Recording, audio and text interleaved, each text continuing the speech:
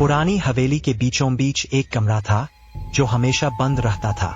गांव वाले कहते थे कि उस कमरे में अंजना नाम की एक गुड़िया रखी है जो रात होते ही अपने आप चलती है, हंसती है और अगर किसी ने उसे छेड़ दिया तो वह उनके पीछे लग जाती है।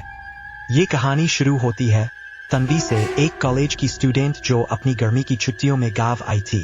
तन्वी को पुराने रहस्यों में बहुत दिलचस्पी थी। जब उसने हवेली की कहानी सुनी तो उसकी जिज्ञासा और भी बढ़ गई। गुड़िया क्या कर सकती है? तन्वी ने मजाक उड़ाते हुए कहा। दादी ने गंभीरता से समझाया, बिटिया उस कमरे के पास भी मत जाना।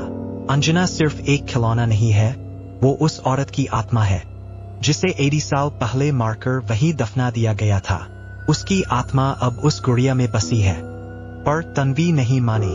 रात के 12 बजे सबके सो जाने के बाद वो चुपके से हवेली पहुंच गई। दरवाजा हल्का सा धकेला और चरर की आवाज के साथ खुल गया। कमरा धूल से भरा हुआ था, लेकिन बीचों बीच एक लकड़ी की अलमारी में कांच के पीछे वही गुड़िया रखी थी, छोटी सी, लाल फ्रॉक पहने, आंखें बड़ी बड़ी और मुस्कान ऐसी जैसे जिंदा हो। जैसे ही तन्वी ने अलमारी खोली, एक ठंडी हवा का झोंका आया। कमरे की बत्ती झपकने लगी। तभी गुड़िया की आंखें तन्वी की तरफ घूम गईं। तन्वी चौंकी। शायद मेरा वहम होगा, वो बुदबुदाई। उसने गुड़िया को उठाया और फोटो लेने लगी, लेकिन कैमरे में तस्वीर धुंधली आ रही थी। तभी उसके मोबाइल पर एक पुराना गाना अपने आप बजने लगा, चुपके से आई तेरी याद। तन्वी डर गई और गुड़िया को वापस रखने लगी, लेकिन गुड़िया की आंखों से एकदम हल्का सा आंसू निकलता दिखा। भागती हुई वो घर पहुंची, लेकिन उसके कमरे में बिजली नहीं थी।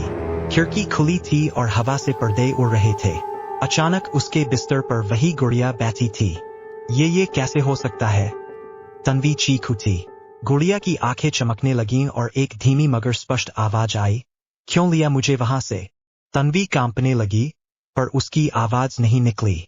गुड़िया बोली, जिस कमरे में मुझे बंद किया गया वो मेरी सजा नहीं, मेरी शांति थी।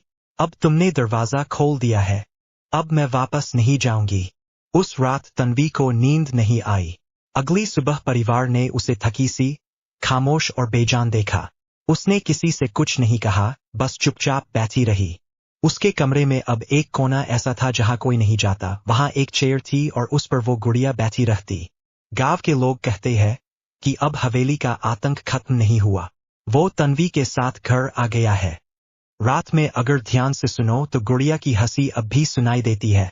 हा हा हा हा, खेलोगे मेरे साथ, खेलोगे मेरे साथ।